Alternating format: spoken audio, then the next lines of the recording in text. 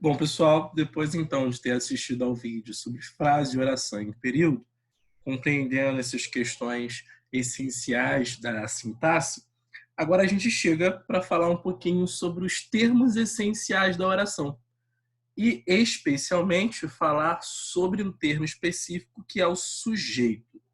O que seria o sujeito da oração?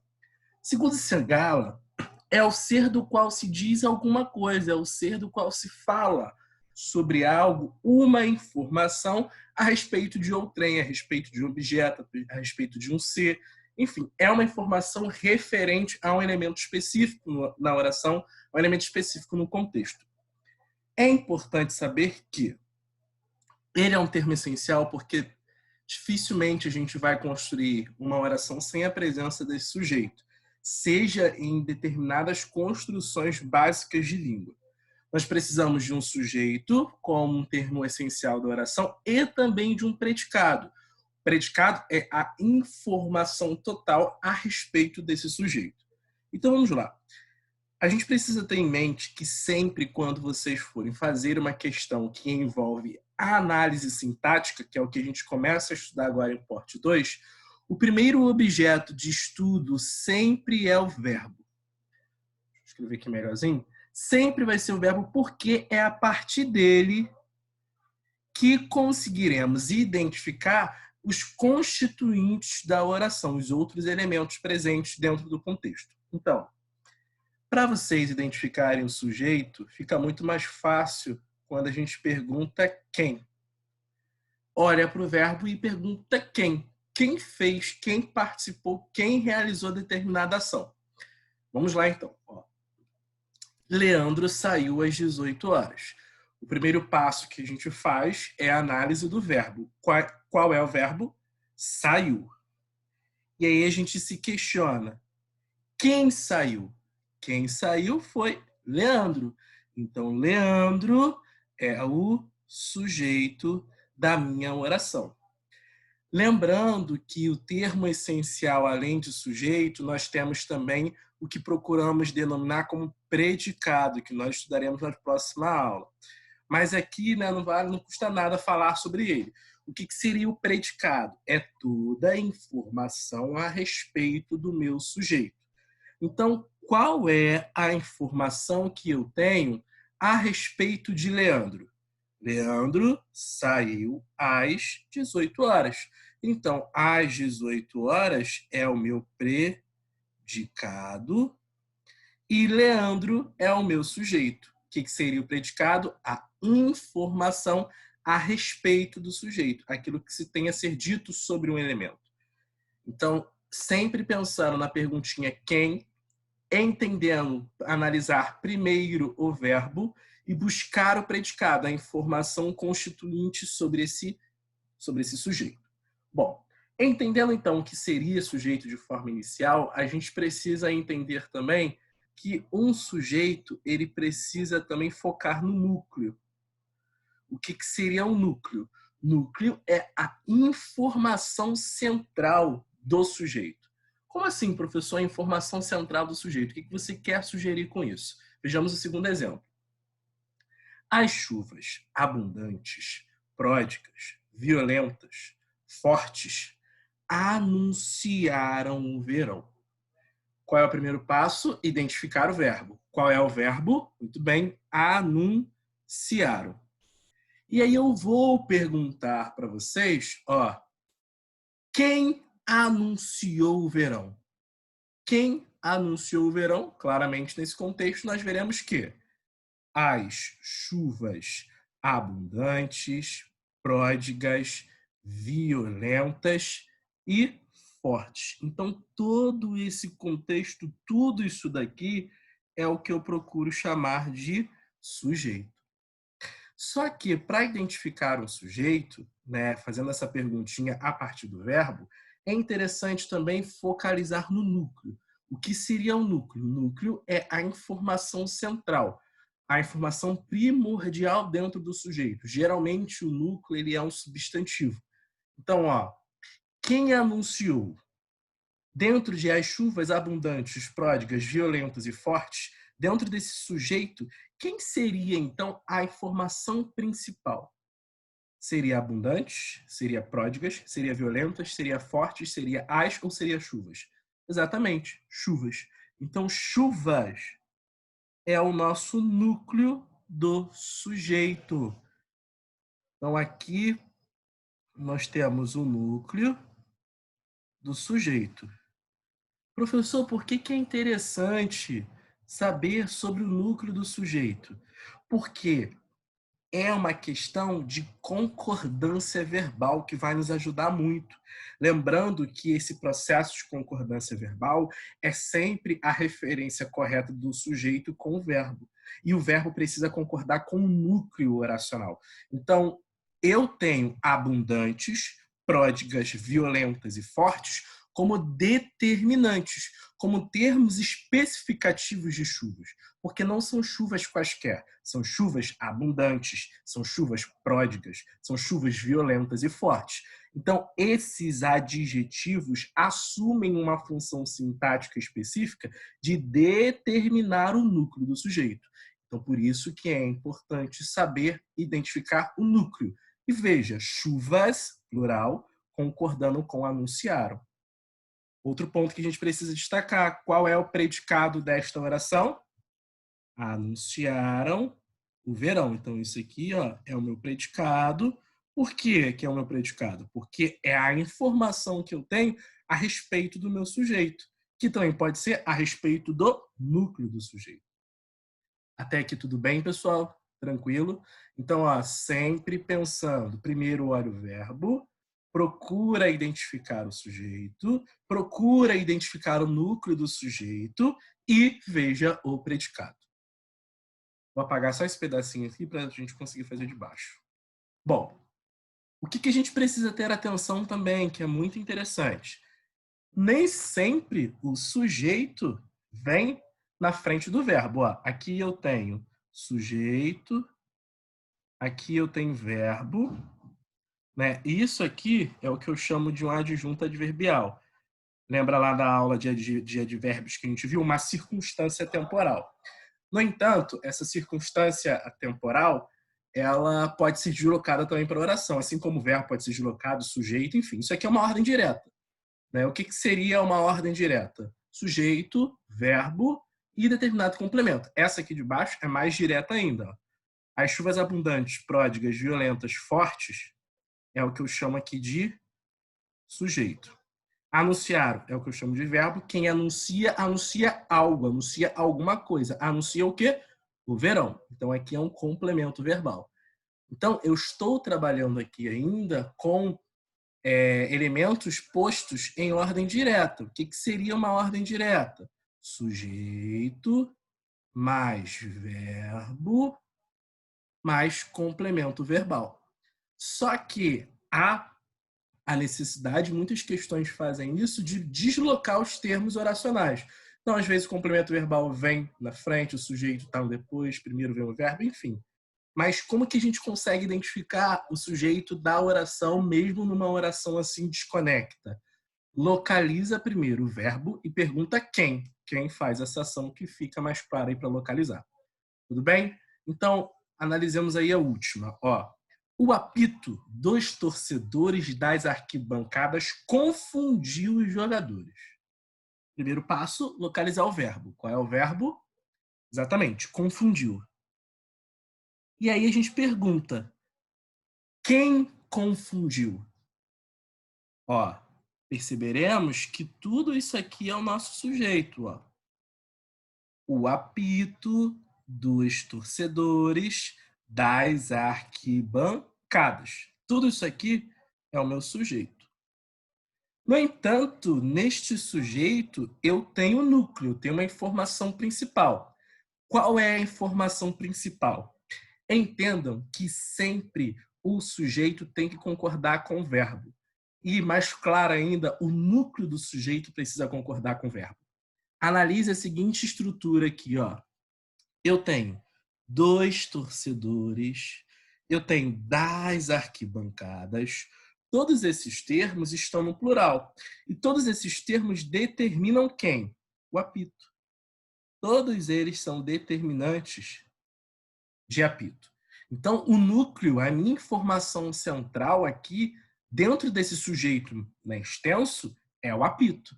Por isso que confundiu está no singular, porque é uma concordância verbal feita com o núcleo do sujeito.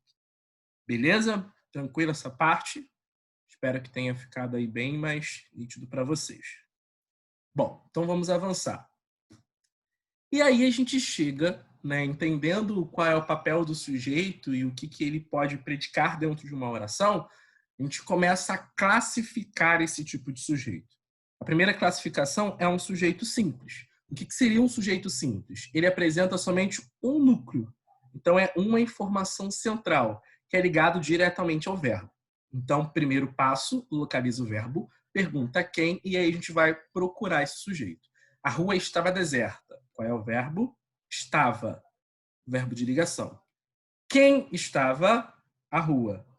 Perceba que a rua é uma informação só, é um único núcleo. Então, aqui eu tenho um sujeito que ele é chamado de sujeito simples.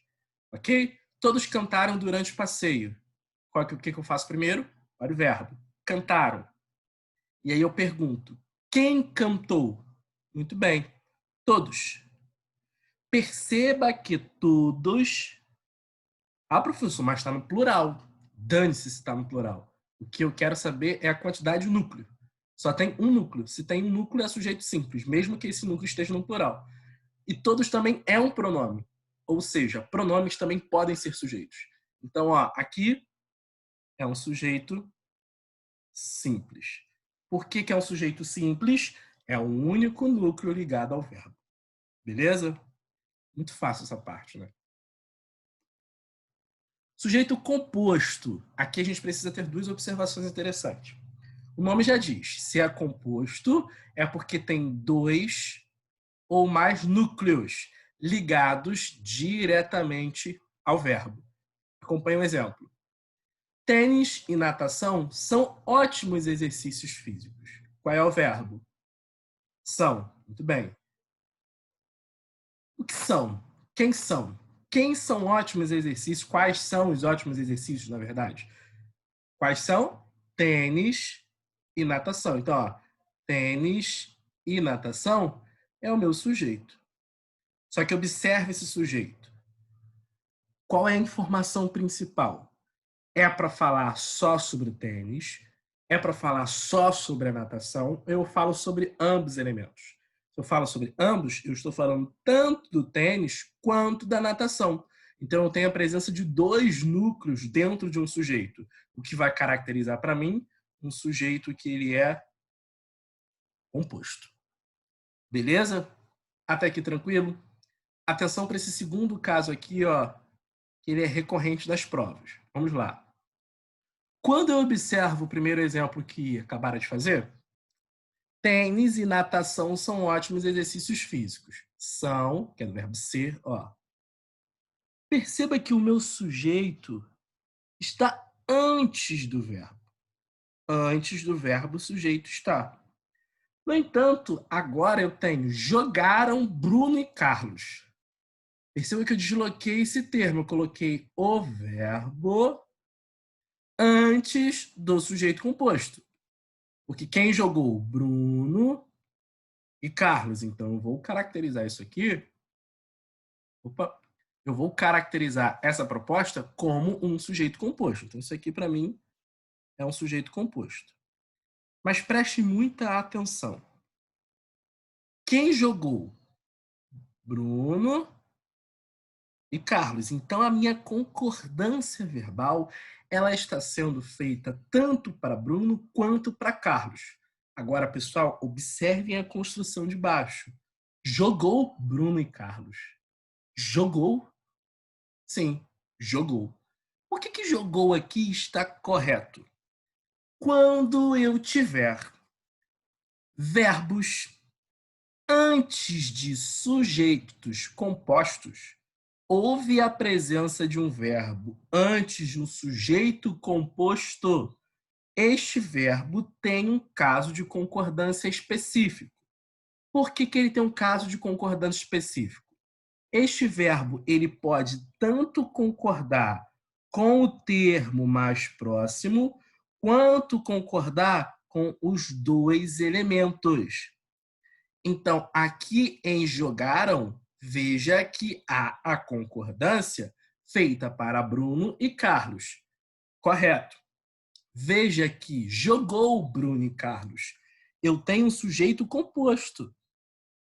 Só que há uma regra de concordância que diz quando os verbos estiverem antes de sujeitos compostos, esse verbo ele pode concordar com o elemento mais próximo, isto é, concordando somente com Bruno, ou ele pode concordar com os dois elementos.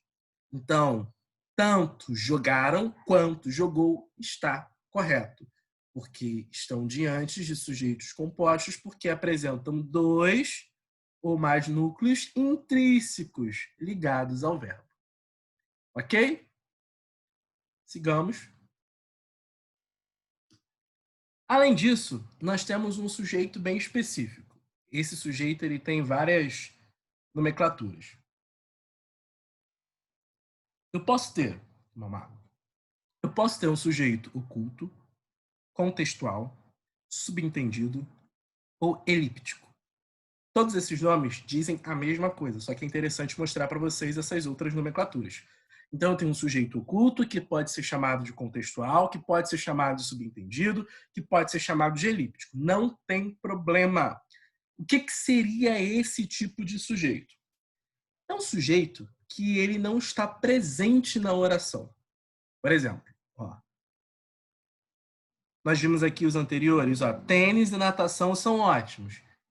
Quais são os ótimos exercícios? Tênis e natação. Então, está presente aqui na minha oração, está nítido, visível. O sujeito oculto ou contextual, o nome já diz, contextual, subentendido, ele não está presente na oração, mas eu consigo identificá-lo devido ao contexto, devido à presença do verbo e olhar essa desinência número pessoa que ele aponta para a gente. Então, às vezes ele está implícito, escondido ali, mas você consegue localizá-lo pela proposta verbal, pela proposta contextual. Então, dispensamos todos os funcionários. Qual é aqui o meu verbo? Dispensamos. E aí eu pergunto, quem dispensou? Nós. Mas nós está presente aqui na oração? Não. Mas vejam se vocês conseguem entender como que ele está subentendido. Devido aqui a desinência número pessoa mois, porque aponta para a gente a pessoa desse discurso. Que pessoa é essa? Primeira, segunda ou terceira? É eu, tu, ele, nós, vós, eles. Primeira pessoa do plural. Então, ele está presente aqui numa relação contextual. Eu não estou observando este verbo dentro da oração, mas pelo sentido, pelo contexto, eu consigo localizar esse referente. O que é interessante saber, qual é o predicado? O predicado é tudo isso aqui. Dispensamos todos os funcionários. Toda a informação a respeito desse sujeito que está oculto, mas que ele existe, tá? Ele é contextual. Outro ponto. Criatura ávida da vingança, afasta-te. Qual é o verbo? Afasta-te. Perceba que este verbo ele é muito interessante para a gente. Ele está no modo imperativo, e quando eu digo afasta-te, é um verbo utilizado na segunda pessoa. Então aqui, deixa eu apagar que ficou feio. Aqui há a presença do tu. O verbo, com a pessoa muito menos usual para a gente, o tu e o vós. Mas que há a presença dele numa relação subentendida. Então, o sujeito oculto é o tipo de verbo que vem sendo verificado, analisado de uma perspectiva contextual. Ele não está explícito na oração. Devido à presença do verbo, eu consigo buscar esse valor semântico, eu consigo buscar esse contexto de quem fez essa ação. Por isso que ele é chamado de um sujeito oculto. Ok? Vamos para o próximo. E aqui as coisas começam a complicar mais um pouquinho. Nós temos agora um sujeito que ele é chamado de indeterminado. O que seria esse sujeito indeterminado? É aquele elemento que, mesmo que exista, eu não posso determinar pelo contexto, nem pela terminação do verbo. Ele é diferente do oculto. O oculto eu sei que existe, o oculto eu sei que eu posso determinar pelo contexto e eu sei que eu posso determinar pela terminação do verbo. O indeterminado, não. Tem um bisuzinho, né, bem interessante que a gente sempre fala sobre quando os verbos estão na terceira pessoa, que não dá para determinar se são eles ou se são elas. É uma ideia que às vezes ajuda a gente a identificar. Então, procuraram você por todos os lugares. Qual é o verbo? Procuraram. Quem procurou? Eles ou elas procuraram. Tá, eles ou elas procuraram, mas eu consigo determinar, especificar quem foi? Não. Quando não há essa possibilidade de identificação, essa possibilidade de identificar pelo contexto, essa possibilidade de identificar pela terminação do verbo, mesmo que eu saiba que existe, eu não sei especificar quem. São os verbos aí na terceira pessoa do plural. Então, eles ou elas procuraram você por todos os lugares. Eu não consigo identificar. Roubaram a sua caneta. Quem roubou a minha caneta? Também não consigo identificar. Bateram a porta. Não sei quem bateu a porta. Não sei quem veio aqui. Então, essas especificações não dá, né, não são plausíveis de identificar a partir de um contexto ou pela presença da terminação verbal. Ok? Então, são classificados como sujeitos indeterminados. Não se consegue especificar quem. Do mesmo modo, acontece no segundo exemplo. Estão pedindo seu documento na entrada da festa. O estão pedindo é o que a gente chama de locução verbal. A presença de um verbo auxiliar mais um verbo principal, que você pode substituir por um único verbo. Mas aí eu pergunto para você, quem está pedindo o documento? Eu não consigo especificar. Eu não consigo determinar quem é que está pedindo essa ideia, quem é que está praticando essa ação. Quando não há a identificação por meio da terminação verbal ou pelo contexto, eu tenho um sujeito que procuramos chamar de indeterminado. Até aqui, ok, pessoal? Tranquilo? Eu vou parar este vídeo para gravar um outro sobre ainda a proposta do sujeito indeterminado, mas que será um pouco mais extenso devido à discussão do que a gente procura chamar de PIS e procura chamar de PA, ok?